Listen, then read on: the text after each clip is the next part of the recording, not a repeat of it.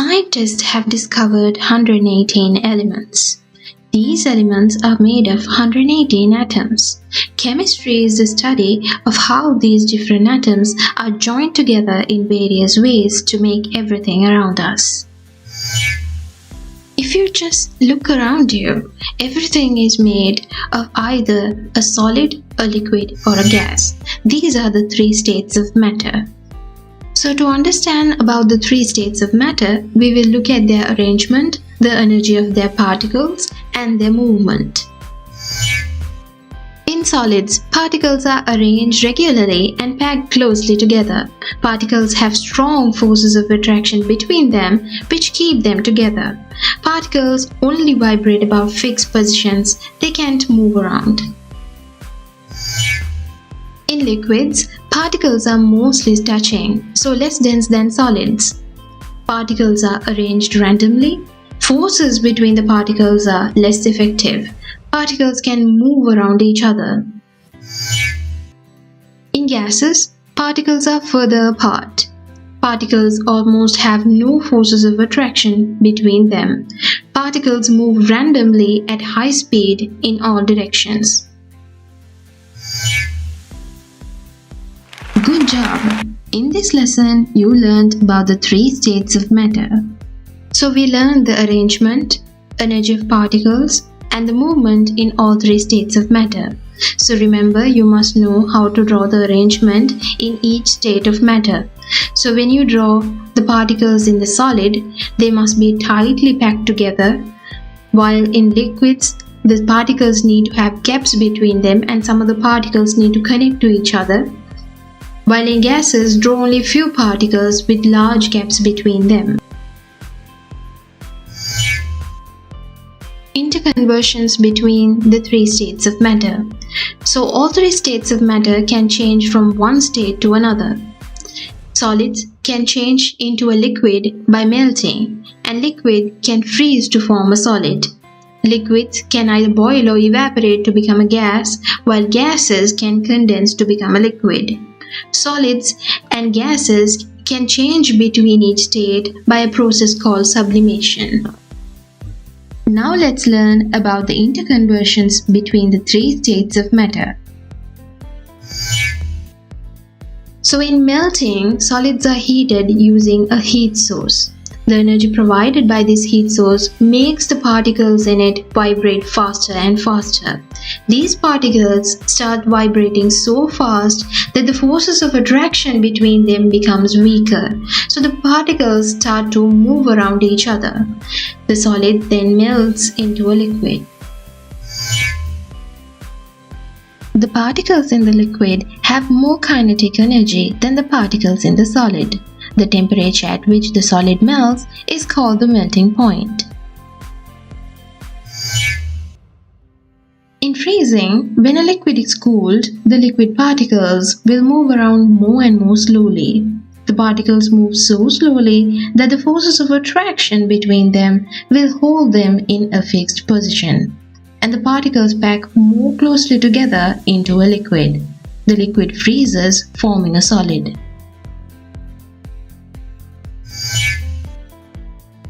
The temperature at which a liquid freezes is called its freezing point. The temperature of the melting or the freezing point of a substance are exactly the same. Good job! We just learned how a solid changes into a liquid by melting and how a liquid changes into a solid by freezing. Now let's learn how a liquid changes into a gas by boiling or evaporating and how a gas condenses to become a liquid. In boiling, when a liquid is heated strongly, the particles start moving fast enough to overcome all forces of attraction between them. The stronger the forces of attraction, the higher the boiling point of the liquid. This is because more energy is needed to overcome these forces of attraction.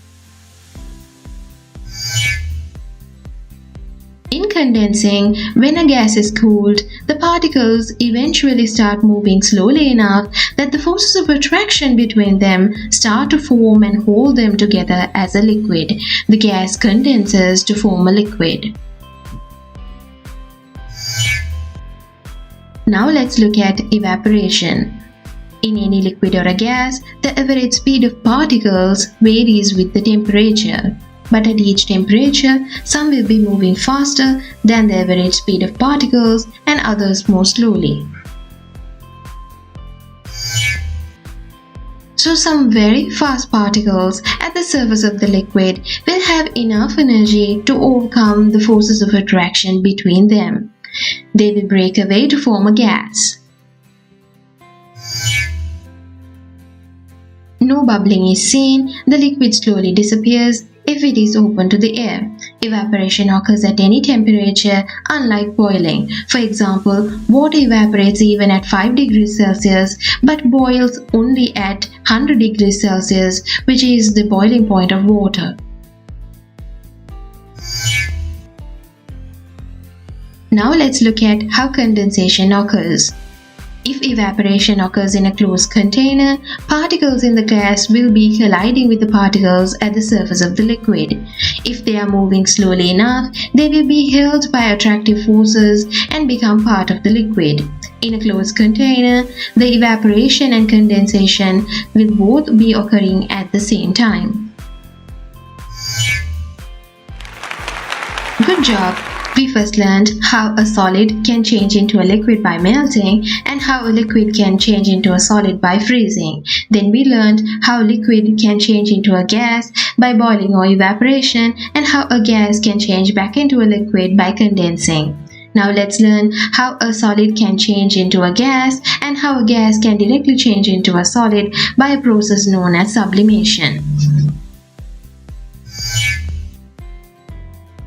Now let's learn about sublimation and deposition. A small number of particles can change directly from a solid to a gas or from a gas to a solid at normal pressure without involving any liquid in the process. This conversion of a solid directly into a gas is known as sublimation. The process of a gas directly changing into a solid is called deposition. The word sublimation also could be used to describe this process. Now let's learn how dry ice undergoes the process of sublimation. The white solid in the glass container is solid carbon dioxide, commonly known as dry ice.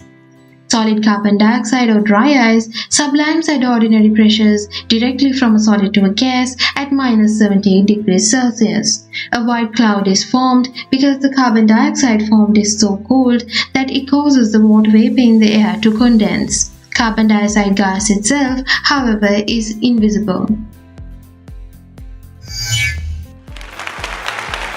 Well done! We learned about the interconversions between all three states of matter. First, we learned how a solid can change into a liquid by melting and how a liquid can change into a solid by freezing. Then we learned how a liquid can change into a gas by boiling or evaporation and how a gas can change into a liquid by condensation. Then finally we learned how a solid can directly change into a gas by a process known as sublimation and how a gas can change directly into a solid by deposition, which can also be known as sublimation. So we learned the interconversions between all three states of matter.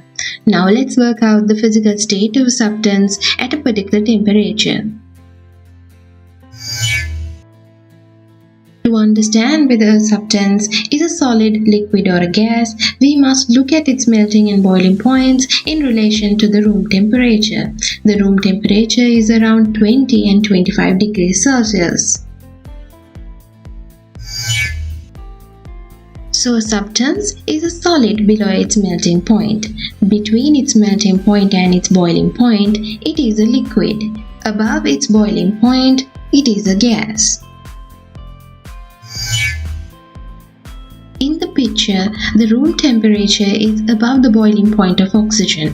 So oxygen is a gas at room temperature.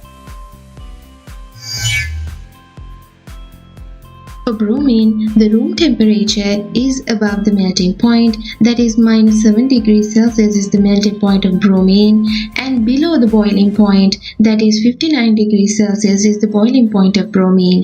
So bromine is a liquid at room temperature. Lithium has a melting point of 180.5 degrees Celsius, which is above the room temperature. So lithium is a solid at room temperature. Well done. So you learned the arrangement, movement and energy of particles in the three states of matter, how to draw the arrangement of particles in each state of matter, the interconversions between all three states of matter, how to work out the physical state of a substance in room temperature.